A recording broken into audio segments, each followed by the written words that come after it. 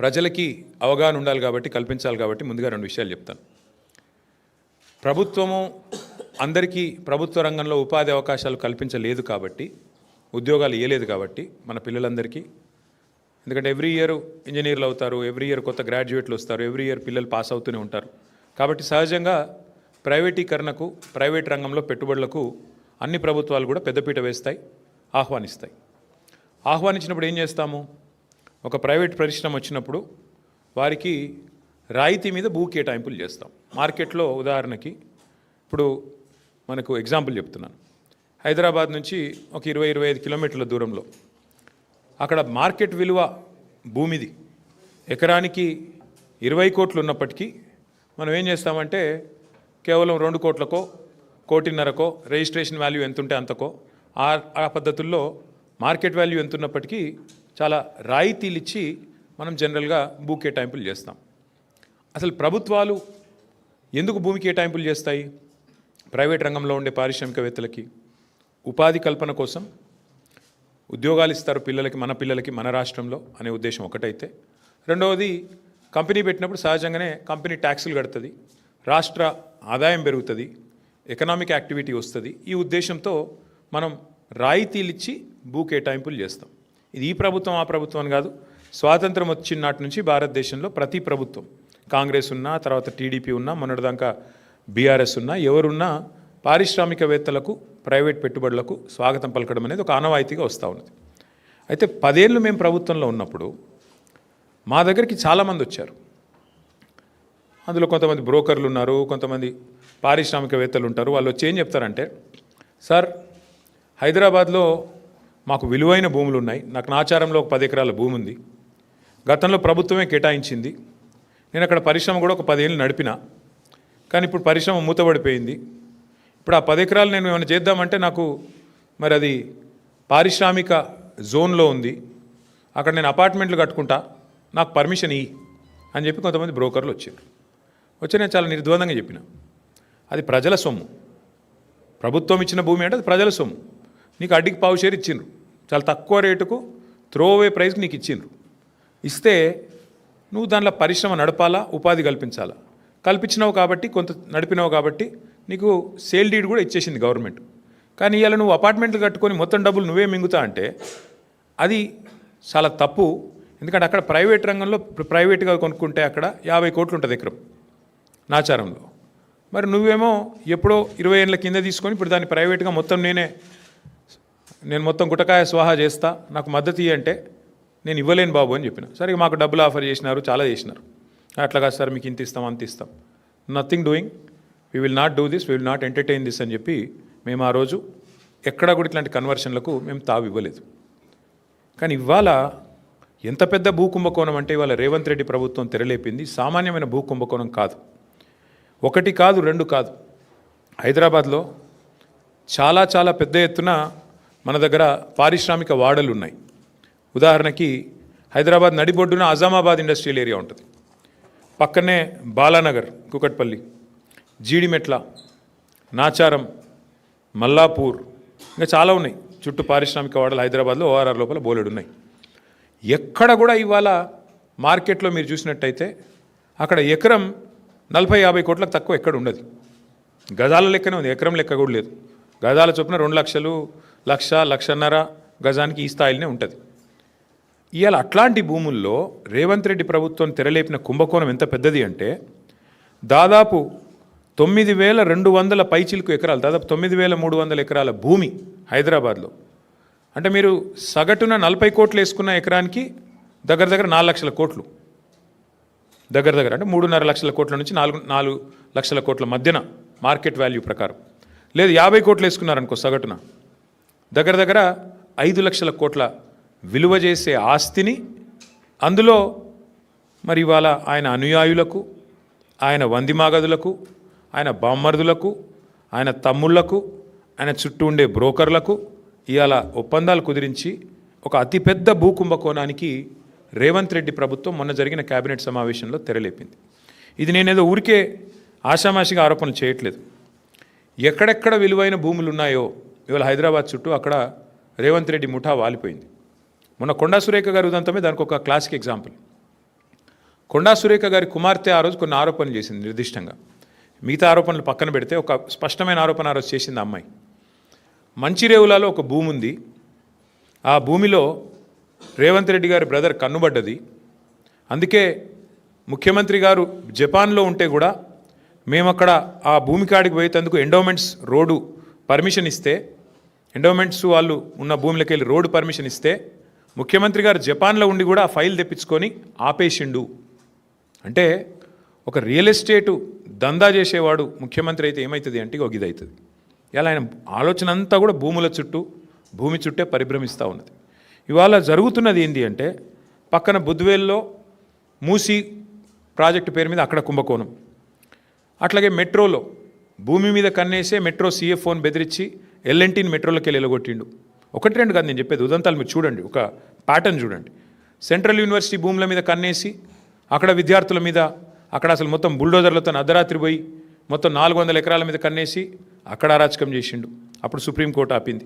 అట్లాగే ఈరోజు same thing 9292 ఎకరాల పారిశ్రామిక భూముల మీద కన్నేసి రేవంత్ రెడ్డి గారు ఆయన ప్రభుత్వం ఇవాళ Hyderabad industrial lands transformation policy అనే పేరిట భూములను కొల్లగొట్టే కుంభకోణానికి తెరలేపిండు. ఇక్కడ సింపుల్గా నేను చెప్పే లెక్క మళ్ళొకసారి అర్థం చేసుకోండి.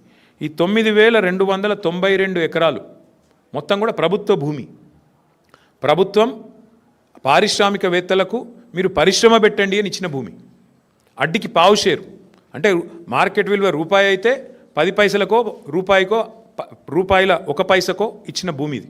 ఇలా భూమి విలువ పెరిగింది, 10 రెట్లు పెరిగింది, 100 రెట్లు పెరిగింది, 1000 రెట్లు పెరిగింది. పెరిగిన ఆ భూమి విలువను, పెరిగిన ఆ భూములను ఇవాళ ఏటీఎంగా దాన్ని పేటీఎంగా మార్చుకునే ప్రయత్నమే రేవంత్ రెడ్డి గారు చేస్తూ ఉన్నారు. అంటే 4.5 లక్షల కోట్ల విలువైన భూమిని ఇవాళ కొల్లగొట్టి దానికి ఇవాళ పెట్టిన స్కీమ్ కూడా మీరు చూడండి, పాలసీ ఎట్లా పెట్టిందో కూడా నేను చెప్తాను మీకు. అంటే ఈ స్కామ్ అర్థం కావాలంటే మీరు కొద్దిగా చరిత్రలోకి పోవాలి. 50-60 ఏళ్ళ కింది నుంచి హైదరాబాద్ చుట్టూతా MCH ఉన్నప్పుడు భూములు కేటాయిస్తూ పోయినాయి ప్రభుత్వాలు. ఇప్పుడు నేను చెప్పిన పారిశ్రామిక వాడలు మల్లాపూర్ కానీ, చెర్లపల్లి కానీ, నాచారం కానీ, జీడిమెట్ల కానీ, బాల్నగర్ కానీ, అట్లాగే ఆజామాబాద్ కానీ ఇక్కడ భూములు కేటాయింపులు చేస్తూ పోయినారు. అందులోకెళ్ళి వచ్చినాయి ఇవన్నీ కూడా, మౌలాలి, తర్వాత కుషాయిగూడ, కాటేదాన్, ఇవన్నీ కూడా అందులోకెళ్ళి వచ్చినాయి. చందులాల్ బిరాదరి చుట్టూ వచ్చిన పారిశ్రామిక వాడలు. ఇప్పుడు ఏమైంది, సిటీ పెరుగుతా పోయింది, ఇవన్నీ సిటీ మధ్యలోకి వచ్చినాయి, భూముల విలువలు పెరిగిపోయినాయి. ఇప్పుడు పెరిగిపోయిన వాటి వల్ల ఏమైంది, చుట్టూ కాలనీలు కూడా రావడం వల్ల ప్రజలు గొడవ చేయడం స్టార్ట్ చేసినారు. మరి మా చుట్టూ కాలనీలు వచ్చినాయి, మధ్యలో కాలుష్యం ఉంది, ఇప్పుడు బాచుపల్లి వాళ్ళు కూడా గొడవ చేస్తూ ఉన్నారు కాలుష్యం వస్తుంది అని. దానికి 2013లో అప్పుడున్న కాంగ్రెస్ ప్రభుత్వం ఒక జీవో తెచ్చింది, జీవో నెంబర్ 20, కిరణ్ కుమార్ రెడ్డి గారి ప్రభుత్వం. ఏమై జీవో నెంబర్ 20 ఉద్దేశము ఏమని అంటే, మీరు ORR లోపల ఉండే కాలుష్యకారక పరిశ్రమలు, పొల్యూటింగ్ ఇండస్ట్రీస్ని బయటికి తరలించాలి అనేది ఆ జీవో సారాంశం. మా ప్రభుత్వం ఉన్నప్పుడు మేము కూడా ప్రయత్నం చేశాం. ఇన్ఫ్యాక్ట్ ఫార్మాసిటీ పెడదామనుకునే దానికి మెయిన్ కారణమే ఇది. ఫార్మా ఇండస్ట్రీ ఏదైతే జీడిమెట్లలో, అట్లాగే మల్లాపూర్లో, నాచారంలో, ఇతర ప్రాంతాల్లో ఉన్నదో వీళ్ళందరినీ కూడా అవసరమైతే ORR బయటికి ఒకటే ప్రాంతానికి తరలించి ఒకటే చోట 19,000 ఎకరాల్లో మేము ఫార్మాసిటీ పెట్టాలనుకునే దానికి మెయిన్ ఉద్దేశమే ఇది. ఎందుకంటే ఈ ప్రాంతం అంతా కూడా కాలుష్య బారిన పడకుండా, ఇంకోటి ఇబ్బంది పడకుండా. సరే, ఇవాళ దానికి ఫ్యూచర్ సిటీ అనే పేరు పెట్టి అక్కడ కూడా రియల్ ఎస్టేట్ బ్రోకర్ పనిచేస్తూ ఉన్నారు ముఖ్యమంత్రి గారు. ఇప్పుడు మేమేమంటున్నామంటే, ఇందులో చాలా భూములు, ఇప్పుడు ఆజామాబాద్ ఇండస్ట్రియల్ ఏరియా ఉంది ఉదాహరణకు మీకు చెప్తా ఉన్నా. మేము కూడా గతంలో ప్రయత్నం చేసినాం, మేము చేయలేదని కాదు, మేమేం ప్రయత్నం చేసినాము. ఇప్పుడు ఆ ఉదాహరణకి ఆజామాబాద్లో ఆనాడు 40 ఏళ్ళ కిందట, 50 ఏళ్ళ కిందట వద్దిరాజు రవిచంద్ర గారికి గవర్నమెంట్ ఒక 5 ఎకరాలు స్థలం ఇచ్చింది అనుకోండి. ఆయనకి ఎంతకో అంతకి ఇచ్చింటాం అప్పట్లో ఉన్న గవర్నమెంట్. ఇచ్చిన తర్వాత వద్దిరాజు గారు కొంతకాలం నడిపిండు ఇండస్ట్రీ, ఓ 10 ఏళ్ళకో 15 ఏళ్ళకో నడిపి తర్వాత ఫర్ వాట్ ఎవర్ రీజన్ ఆయన బంద్ పెట్టుకున్నాడు. తర్వాత భూమి ఆయన చేతుల్లో ఉంది, అవసరమైతే ఆడు ఇంకేదో చేస్తున్నాడు. మేమేం పెట్టినామంటే గతంలో మేము కూడా దీన్ని ఇట్లాంటి ల్యాండ్స్ని ఏం చేయాలి అని ఆలోచించి, ఇంకో ఇది ఆనాడు 2022 సెప్టెంబర్లో ఆనాడు మేము తెచ్చిన చట్టం, ఆజామాబాద్ ఇండస్ట్రియల్ ల్యాండ్స్ని రెగ్యులరైజ్ చేస్తూ తెచ్చిన చట్టం. అందులో ఏం పెట్టాం మేము, ఒకవేళ వద్దిరాజు రవిచంద్ర గారికి మనం ఇచ్చిన భూమి కనుక ఆయన చేతుల్లోనే ఉంటే, ఆ రోజు డబ్బులు కట్టి ఉన్నప్పటికీ కూడా ఇవాళ మరి ల్యాండ్ యూజ్ మారుతున్నది కాబట్టి, ఆ రోజు పరిశ్రమకున్న భూమిని ఇవాళ మారుస్తున్నారు కాబట్టి 100% రిజిస్ట్రేషన్ 100% మళ్ళీ కట్టి ఇస్తే మళ్ళీ మీకు ఇస్తాము, మీరు వాడుకోండి అని చెప్పాం. లేదు, కొంతమంది ఏం చేస్తారు, వద్దిరాజు రవిచంద్ర గారికి ఇచ్చింది. ఆయన ఏం చేసింటాడు, ల్యాండ్ 15 ఏళ్ళకో అవసరం పడి అమ్ముకుంటాడు. గంగుల కమలాకర్ గారికి అమ్ముకున్నాడు అనుకోండి. ఇప్పుడు గంగుల కమలాకర్ గారి చేతిలో ఉందనుకో ఆ భూమి, ఎగ్జాంపుల్ చెప్తున్నా, మీరు సీరియస్ తీసుకున్నారు. గంగుల కమలాకర్ గారి చేతిలో ఉంటే ఒరిజినల్ అలాటీ చేతిలో కాకుండా ఇంకొకరి చేతిలో కనుక మారింటే ఆ రోజు మా ప్రభుత్వం పెట్టింది ఏంటి అంటే నిబంధన, అట్లాంటి కేటగిరీ ఉంటే కేటగిరీ 2 కింద పెట్టి 200% కట్టాలి మీరు, 200%. ఎందుకంటే మీరు అప్పుడే నిబంధనలు తుంగలో దెక్కారు. రవిచంద్ర గారికి ఇస్తే రవిచంద్ర గారు నడపకుండా ఇంకొకరికి అమ్ముకున్నాడు, ప్రభుత్వ భూమి హక్కు లేకపోయినా అమ్ముకున్నాడు, ఆయన కొనుక్కున్నాడు. కాబట్టి 200% అని పెట్టినాం. ఈరోజు వీళ్ళు ఏం చేస్తున్నారు ఎరికేనా మీకు? ఎంత టూ మచ్ అంటే, కేసీఆర్ ప్రభుత్వం వచ్చినాక మీకు తెలుసు, హైదరాబాద్ నగరంలో కాదు మొత్తం తెలంగాణలో భూముల ధరలకు రెక్కలు వచ్చినాయి. 5 లక్షలు కూడా పలకని భూమి ఒక్కొక్క కాడ 50 లక్షలకు పోయింది. 10 రెట్లు, 20 రెట్లు, 30 రెట్లు పెరిగిన భూములు ఎన్నో ఉన్నాయి తెలంగాణ వ్యాప్తంగా. ఆదిలాబాదు, నారాయణఖేడు, ఈ మూల ఆ మూలని కాదు, అలంపూరు, గద్వాల, అంతటా భూముల ధరలు పెరిగినాయి. ఇవాళ రేవంత్ రెడ్డి గారు ఏం చేస్తున్నారంటే, ఆయన ప్రభుత్వం ఏం ఆలోచన, ఎంత పెద్ద కుంభకోణం అంటే ఇదేం పాలసీ అంటే తెలుసా మీకు? ఈ 9292 ఎకరాలు వీళ్ళు ఏం చేస్తారట అంటే, మా గవర్నమెంట్లో మేమున్నప్పుడేమో 100% SRO రేట్ చెల్లించాలా ఒరిజినల్ అలాటీ చేతిలో ఉంటే, ఒరిజినల్ అలాటీ చేతిలో కాకుండా ఇంకోరి చేతికి పోతే 200% అని పెడితే, రేవంత్ రెడ్డి ఏమంటున్నాడు, కేవలం అప్లికేషన్ పెట్టుకుంటే వారం రోజులనే పర్మిషన్ ఇస్తారట. ఏది TS ఐపాస్ లెక్క, అర్జెంటుగా డబ్బులు కావాలి కాబట్టి, అర్జెంటుగా లూట్ చేయాలి కాబట్టి వారం రోజుల్లో పర్మిషన్, మరొక వారం రోజుల్లో స్పెషల్ CS ఆధ్వర్యంలో కమిటీ అప్రూవల్, మరొక వారం రోజుల్లో ఫీజు డిమాండ్ నోటీస్, 45 రోజుల్లో మొత్తం ప్రక్రియ పూర్తి. అన్నింటికి మించిన హైలైట్ ఏంటంటే 100% 200% నిబంధన మనం పెడితే మన కేసీఆర్ గవర్నమెంట్లో 30% కడితే చాలంట. ఎంత హైలైట్ అంటే 30% చాలంటే, ఏది 30% SRO విలువ. ఉదాహరణకి మీకు ఎగ్జాంపుల్ చెప్తాను. అజామాబాద్లో ప్రస్తుతం SRO విలువ, SRO వాల్యుయేషన్ 32,000 రూపాయలు ఉంది.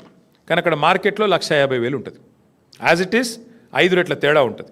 బాలానగర్లో 45,000 ఉంది, కానీ బయట మార్కెట్లో 2 లక్షలు ఉంటుంది. జీడిమెట్లలో 32,000, 12,000 నుంచి 32,000 ఉంది. మార్కెట్ వాల్యూ దగ్గర దగ్గర 1,00,000 ఉంది. నాచారంలో 2,300 రూపాయల నుంచి 37,000 దాకా ఉంది. మార్కెట్ వాల్యూ 1,00,000 ఉంది గజం నేను చెప్పేది. చెర్లపల్లిలో 10,000 ఉంది గజం SRO ప్రకారం, మార్కెట్ వాల్యూ కనీసం 75,000-80,000 ఉంటుంది. మల్లాపూర్లో కేవలం 8,400 ఉంది SRO వాల్యుయేషన్, మార్కెట్ వాల్యూ కనీసం 70,000-75,000 ఉంటుంది.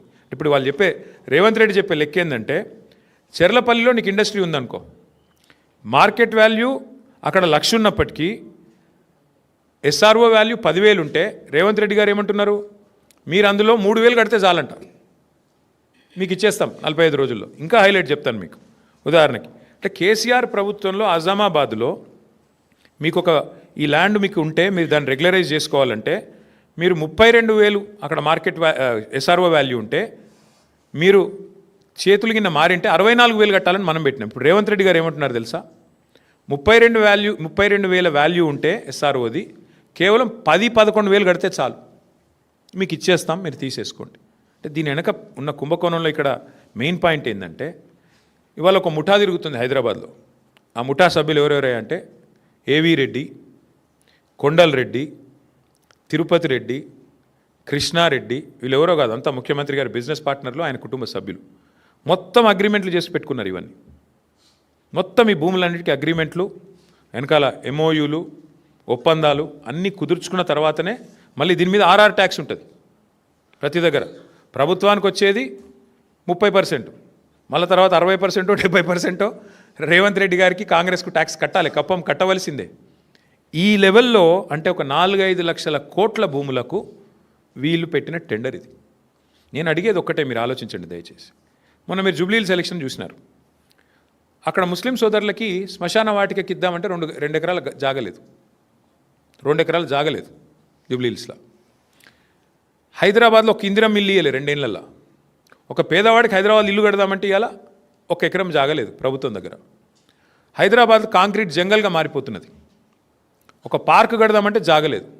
నేను ఇవాళ రేవంత్ రెడ్డిని అడుగుతున్నా, 9,292 ఎకరాల విలువైన భూమి నువ్వెందుకు ప్రైవేట్ వాళ్ళకి దారాదత్తం చేస్తున్నావు? ఇది ప్రభుత్వ భూమి కదా.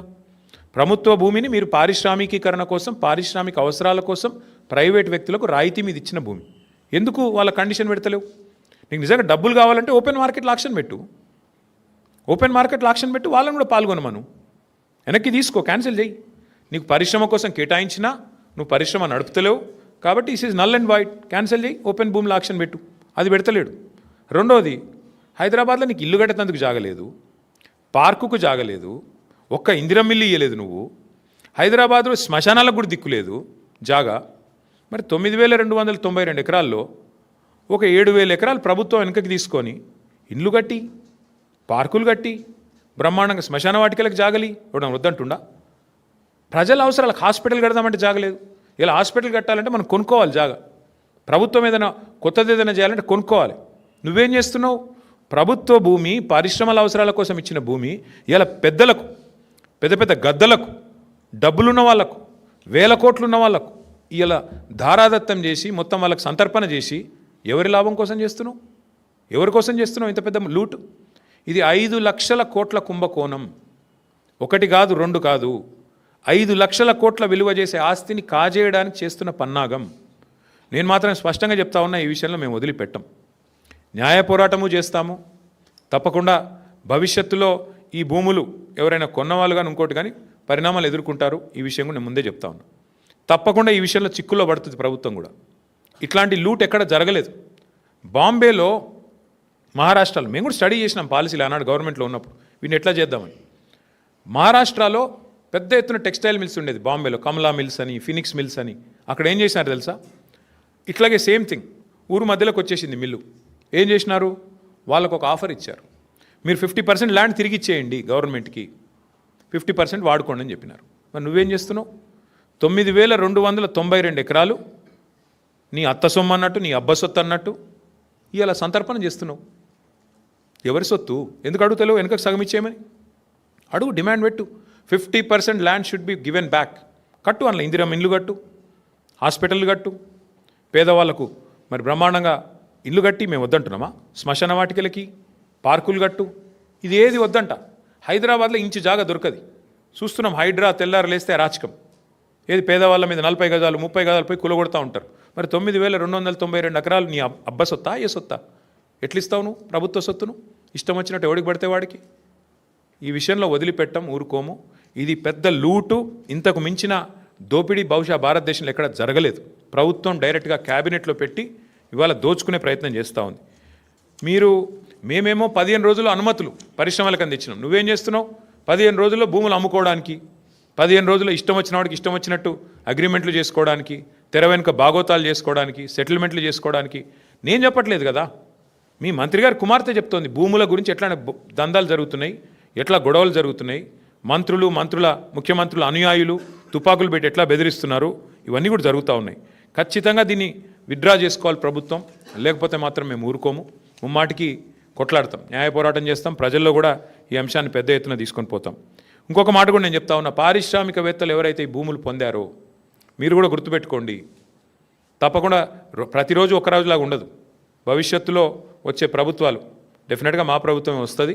తప్పకుండా మీరు ఇప్పుడు ఈ విషయంలో అనవసరంగా రేవంత్ రెడ్డి కుట్రలో పడితే, ట్రాప్లో పడితే మీరు కూడా ఇబ్బందులు పాలవుతారు, ముందే చెప్తా ఉన్నాం. ఎందుకంటే ఇవాళ ఆయన సెటిల్మెంట్ల కోసం, ఆయన పైసల కోసం ఆయన దిక్కుమాలిన దందాలు చేస్తుండొచ్చు. మీరు ఈ ట్రాప్లో పడకండి. న్యాయంగా చేద్దాం. చేసేది ఉంటే 100% 200% కట్టాలా, లేదా వాపస్ 50% ప్రజలకు ఇవ్వాలా? మీకు ఇచ్చిందే.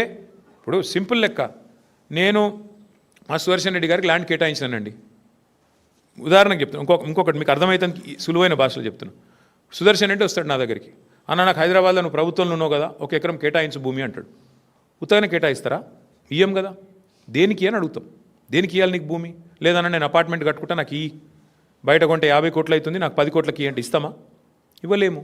అదే సుదర్శన్ రెడ్డి, అన్న నేను ఇండస్ట్రీ పెడతా, నాకు 1 ఎకరం అంటే ఇస్తాం. ఎందుకు? పరిశ్రమ పెడితే ఉపాధి వస్తుందని ఇస్తాం. కానీ సుదర్శన్ రెడ్డి 10 ఎకరం భూమి తీసుకొని ఇచ్చిన ఉద్దేశం నెరవేరకుండా అసలు ఇచ్చిన పని పక్కకు పెట్టేసి నేను అపార్ట్మెంట్లు కట్టేసిండు అనుకో, తెల్లారు ఏం చేయాలి నేను ప్రభుత్వంగా? ఖచ్చితంగా వెంటనే స్వాధీనం చేసుకోవాలి. నేను అడిగేది అది. ఇది ప్రజల సొత్తు, ఇది ప్రజల భూమి. అడ్డికి పావు షేర్ ఇవాళ పారిశ్రామికవేత్తలకు ఇచ్చి వాళ్ళు వాళ్ళ తరతరాలు, వాళ్ళ కుటుంబ సభ్యులు, వాళ్ళ మునిమన్మన్లు దోచుకతినే నీకు ఆ ప్రభుత్వ భూమి ఇచ్చేది. ఎట్టి పరిస్థితుల్లో ఒప్పుకోమిది. ఇది మా ప్రభుత్వంలో 9.5 ఏళ్ళలో మేము ఎక్కడా ఇయ్యలేదు. చాలామంది వచ్చినారు బ్రోకర్లు మా దగ్గరికి కూడా, కానీ మేము చేయలేదు ఇట్లాంటి గలీజ్ పని. ఎందుకంటే ప్రజల సొత్తు. వస్తే కూడా నేను చెప్పాను, అందులో మా నాయకులు కూడా వచ్చారు, అది కూడా చెప్తున్నాను నేను, అన్న ఇది చేయండి అని. నో నథింగ్ డూయింగ్, మేము చేయమని చెప్పాం. దాంతో కట్టుబాటుతో మేము పనిచేసినాం. ఇలా 100% ఈ విషయంలో నేను చెప్తా ఉన్నా, ఈ ప్రభుత్వం దిగిపోయినాక కూడా ముమ్మాటికి దీని మీద ఎంక్వైరీలు జరుగుతాయి, దీనిలో బాధ్యులను పట్టుకోవడం జరుగుతుంది. ఇందులో అనవసరంగా ఎవరన్నా పోతే మాత్రం చాలా చాలా ఇబ్బంది పడతారు. మళ్ళీ చెప్తున్నా, ఎస్ఆర్ఓ వాల్యూస్ ఎక్కడున్నాయి, మార్కెట్ వాల్యూస్ ఎక్కడున్నాయండి? ఎస్ఆర్ఓ వాల్యూకి మార్కెట్ వాల్యూకి పొంతన ఉందా? కనీసం 30,000 ఎస్ఆర్ఓ వాల్యూ ఉంటే 2 లక్షలు మార్కెట్ వాల్యూ ఉంది. నువ్వు ఆ 30,000లో 10,000 కడితే 2 లక్షల వాల్యూ ఉన్నా ఇచ్చేస్తా అంటున్నావు భూమిని. ఇది ఎక్కడి న్యాయం? ఇది ఎక్కడి లూటు? 100% 5 లక్షల కోట్ల ఈ భూమిలో ఖచ్చితంగా రేవంత్ రెడ్డి గారు 40-50 వేల కోట్లన్నా వెనకేసుకోవాలనేది ఆయన ఆలోచన. దీన్ని అందుకే సాగనివ్వం. ప్రధాన ప్రతిపక్ష పార్టీగా మేము ఈ అంశాన్ని లేవనెత్తుతా ఉన్నాం. బీజేపీ గనక చిత్తశుద్ధి ఉంటే, భారతీయ జనతా పార్టీ ప్రభుత్వానికి గనక చిత్తశుద్ధి ఉంటే వారు కూడా ఈ విషయంలో జోక్యం చేసుకోవాలి. ఖచ్చితంగా ఇందులో కొన్ని సంస్థలు అందులో బీజేపీ వాళ్ళు కూడా ఉన్నారు, కొన్ని సంస్థల యజమానులు. కాబట్టి నేను చెప్తున్నా, వాళ్ళకి చిత్తశుద్ధి ఉంటే, నిజంగా మీ పాత్ర ఇందులో లేకపోతే, మీరు వారు ఒకటి కాకపోతే మీరు కూడా వెంటనే స్పందించాలని చెప్పి నేను డిమాండ్ చేస్తాను. ముందుకు రావాలని చెప్పి డిమాండ్ చేస్తూ, ఈ పాలసీ పూర్తిగా భూ కుంభకోణం, భారతదేశంలోని అతిపెద్ద భూ కుంభకోణానికి వారు తెరలేపారు. ఇది ఖచ్చితంగా దీన్ని అడ్డుకోవాలని చెప్పి ప్రజలు కూడా దీని విషయంలో అప్రమత్తంగా ఉండాలి అని చెప్పి మళ్ళొకసారి మీకు విజ్ఞప్తి చేస్తూ మీ అందరికీ కూడా ధన్యవాదాలు. ప్రభుత్వాన్ని మేము చెప్పేది ఏమంటే, మీరిగిన ల్యాండ్స్ ఫస్ట్ పాయింట్, మీరు ఇది పేదల భూములు, ప్రజల భూములు అయితే 50% వెనక్కి తీసుకోండి, లేదా 100% వెనక్కి తీసుకోండి, అదొక ఆప్షన్ నెంబర్ 1. ఎందుకంటే భూములు ఇచ్చేది పారిశ్రామికీకరణ కోసం. ఆ ఉద్దేశం ఒకవేళ నెరవేరకపోతే ప్రభుత్వం తిరిగి స్వాధీనం చేసుకోవచ్చు నెంబర్ 1.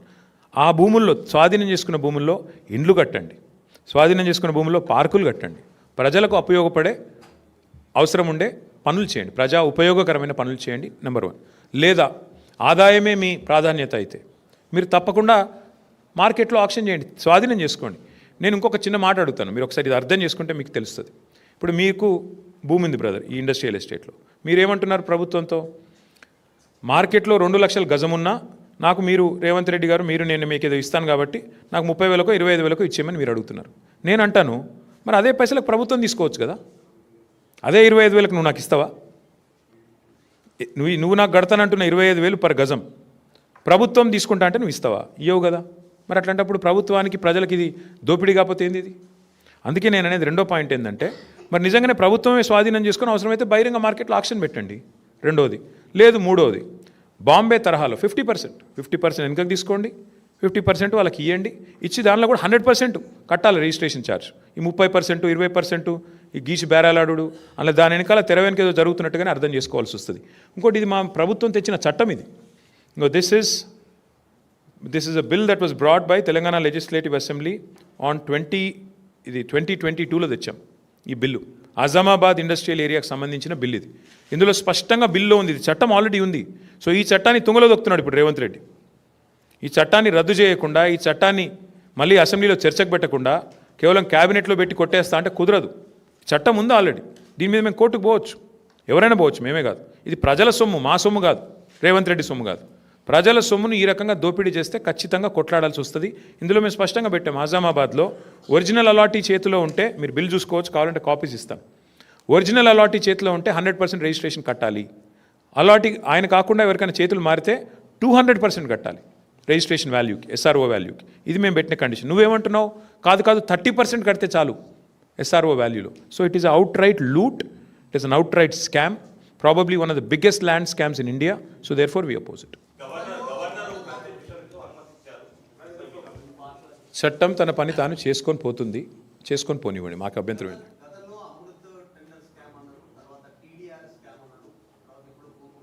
ఇదేది ఇది ఎట్లా ఉందంటే, ఇవాళ జాయింట్ వెంచర్ గవర్నమెంట్ నడుస్తుంది తెలంగాణలో. కాంగ్రెస్, బీజేపీ కలిసి ప్రభుత్వాన్ని నడుపుతున్నాయి. మేము అమృత్ స్కామ్లో ముఖ్యమంత్రి గారి బావమరిదికి కేంద్ర ప్రభుత్వం వర్క్ ఇచ్చింది. ఆయనకు అర్హత లేకపోయినా, ఫైనాన్షియల్ కేపబిలిటీ లేకపోయినా, ఇవాళ 2 crore టర్నోవర్ ఉన్న కంపెనీకి 1137 crore టెండర్ ఇచ్చారు. మరి కేంద్ర ప్రభుత్వం, రాష్ట్ర ప్రభుత్వం, కాంగ్రెస్, బీజేపీ ఎంత లోతుగా సంబంధం ఉందో దాన్ని బట్టే చెప్పొచ్చు. వెంటనే ఒక బీజేపీ ఎంపీకి ఇక్కడ ముఖ్యమంత్రి గారు 1350 కోట్ల వరకు ఇక్కడ స్టేట్ గవర్నమెంట్ ఇచ్చింది. అంటే ఎంత లోతైన జాయింట్ వెంచర్ దాన్ని బట్టి చెప్పొచ్చు. సో అమృత్ అట్లా. టీడీఆర్ మీరు చూస్తున్నారు. టీడీఆర్ కూడా మొత్తం ఇవాళ ఎక్కడ పోతారు, వాళ్ళు ఎక్కడ పోతారు, మేము ఎక్కడ పోతాం. మళ్ళీ గవర్నమెంట్లోకి వస్తాం, అన్నీ తెరుస్తాం, అన్ని బుక్కులు తెరవాల్సి వస్తుంది. ఎవరెవరి చేతిలో ఉన్నాయంటే ఇందాక నేను చెప్పిన బ్రోకర్ల పేర్లు చెప్పాను కదా 10 మంది, ఆ దండుపాలెం బ్యాచ్ చేతిలోనే టీడీఆర్లు అన్నీ కొనుక్కున్నారు. ఇవాళ వాళ్ళే చేస్తున్నారు ఇదంతా. డెఫినెట్గా ఇది కూడా బహుశా భారతదేశంలో ఎవరు చేయనంత పెద్ద కుంభకోణం ఇది. 9,292 acres of industrial lands being converted for literally free of cost almost చేసి దీని వెనకాల అగ్రిమెంట్లు, దీని వెనకాల కుంభకోణాలు, దీని వెనకాల ముఖ్యమంత్రి గారి ఫ్యామిలీ మెంబర్సు, వాళ్ళ చుట్టూ ఉండే బ్రోకర్లు, వాళ్ళు చేస్తున్న వ్యవహారం ఇది. వి విల్ డెఫినెట్లీ నాక్ on the doors of court of law. ప్రజల్ని చైతన్యవంతం చేయాలి ముందు. కోర్ట్స్ అవన్నీ ఎట్లా ఉంటాయి, కానీ ప్రజల్ని చైతన్యవంతం చేయాలి. ఇంత పెద్ద లూటు హైదరాబాద్లో మరి 9,290 అంటే 10,000 ఎకరాలు దాదాపు. 10,000 ఎకరాలు హైదరాబాద్లో నీకు ఇల్లు కడితేందుకు జాగలేదు, పార్కుకు జాగలేదు, శ్మశానానికి బొంద పెడదామంటే జాగలేదు. కానీ 10,000 ఎకరాలు ఇష్టం వచ్చినట్టు ఎవరిని పడితే వాడిని అమ్ముకుంటా అంటే మరి ప్రజలు ఆలోచించాలి. సరే మేము పార్టీలుగా మేము చెప్తాం, ప్రజలు కూడా ఆలోచించుకోవాలి కదా, ఇది కరెక్టా, మరి కరెక్ట్ కాదనుకుంటే మీరు కూడా చెప్పాలా. డెఫినెట్గా ప్రభుత్వాన్ని, ప్రభుత్వంలో ఉండే పెద్దల్ని, ఎమ్మెల్యేలని నిలదీయాలా, అడగాల. సో ఆలోచిస్తాం మేము కూడా పార్టీగా కూర్చుని ఎట్లా పోవాలి, ముందు కార్యాచరణ ఎట్లా రూపొందించాలి ఆలోచించుకోవాలి. సారీ సి బ్రదర్, నేనేమంటానంటే నేను ఇప్పటికీ 100 సార్లు చెప్పాను ఇష్యూ, మళ్ళీ నేను చెప్పను. ఇక చెప్తే కూడా బాగుండదు. మళ్ళీ మీరు నాకు తెలిసి మీరు ఏం చేస్తారో, చాలామంది ఇక్కడ ఉండే మీడియా సంస్థలు ఎట్లయిపోయినాయి అంటే ముఖ్యమంత్రి గారిని పాపం మీ అందరు అన్నట్లు కొందరు రక్షణ కవచంలా కాపాడుతున్నారు, కొందరు వాళ్ళకు అనవసరంగా ఇప్పుడు నేను దీని మీద ఎక్కువ మాట్లాడితే అది రాస్తారో దీన్ని రాయారు నాకు తెలుసు. అందుకే నేనేమంటానంటే చట్టం తన పని తాను చేసుకుపోతుంది. నేను ఇదివరకే చెప్పాను ఏ తప్పు చేయలేదని, ఏ తప్పు చేయలేదు. నేను లై డిటెక్టర్ టెస్ట్కే రెడీ అని ఏం చెప్తాను, అంతకంటే ఊకే ఎన్నిసార్లు చెప్పిస్తారు నాతో అన్నమాట. ఇప్పుడు నేను అడిగేది 9,292 కోట్ల విలువైన ప్రభుత్వ భూమి హైదరాబాద్లో, which is worth about 4.5 to 5 lakh crore. దీని ముఖ్యమంత్రి గారు ప్రభుత్వం ఏ బేసిస్లో అడ్డికి పావు షేర్ అమ్ముతున్నది, ప్రజలకు ఇవ్వకుండా ప్రజల సొమ్మును ప్రైవేట్ వాళ్ళకు కట్టుబెట్టే ప్రయత్నం ఎందుకు చేస్తున్నది, దానికి ప్రధానంగా ప్రభుత్వం సమాధానం చెప్పాలి. ఒకరు అడగండి ఏమంటావు బ్రదర్, మళ్ళీ చెప్తున్నా, ఎవరు అనుమతి ఇచ్చినా ఎవరేం చేసినా చట్టం తన పని తాను చేసుకుపోతుంది, మా పని మేము చేసుకుపోతాం. ఏముంది అందులో ఎట్లా పోయినాం కదా. తమ్ముడు ఒక మాట, మా సుదర్శన్ రెడ్డి ఇక్కడనే ఉన్నాడు, సివిల్ సప్లైస్ కార్పొరేషన్ చైర్మన్గా పనిచేసిండు. మా సివిల్ సప్లైస్ మినిస్టర్గా పనిచేసిన గంగుల కమలాకర్ గారు ఉన్నారు, మా రాజ్యసభ సభ్యులు రవిచంద్ర గారు ఉన్నారు. ముగ్గురు పోయినరు. ఏది కూడా మేము స్టార్ట్ చేసి వదిలిపెట్టేటోళ్ళం కాదు. మేము పోయినాం, ఈడీ దాకా పోయి ఇచ్చి వచ్చినాం. కానీ ఏముంది అలా ఆడ ఈడ కలిసిపోయి ఉన్నారు, మంచిగా జాయింట్ వెంచర్ గవర్నమెంట్ నడుస్తుంది. అరే పొంగులేటి శ్రీనివాసరెడ్డి గారి ఇంటి మీద రైడ్ అయితే ఈడీ 2 రోజులు రైడ్ అవుతుందా? ఈ రోజు వరకు మీరు అడిగారు, ఆయన చెప్పాడు, ఈడీ కూడా చెప్పాడు. ఈ దేశం అట్లా నడుస్తుంది, ఏం చేస్తాం. మంచి జాయింట్ వెంచర్, బ్రహ్మాండమైన అక్రమ సంబంధం, బహుశా భారతదేశంలో ఎక్కడ ఉండేది ఇంత దరిద్రమైన రిలేషన్షిప్. అట్లాంటిది నడుస్తుంది రాష్ట్రంలో. మీడియా రాయదు, మీడియా అడగదు, అడుగుడంతా మమ్మల్ని అడుగుతారు, ప్రతిపక్షంలో ఉన్న వాళ్ళను. అధికార పక్షంలో ఉన్న మంత్రిని అడగరు, ఈడీఓని అడగరు. అడుగురు మీరు కూడా ఒకసారి మంత్రి గారిని గట్టిగా ధైర్యం చేసి ఏం చేస్తాడు ఆయన? కొరుకుతాడా, కొడతాడా, బాంబులు వేస్తా అని బెదిరిస్తారు, అంతే కదా. సరే ఏదో అవన్నీ ఓకే, అవన్నీ వదిలే పని.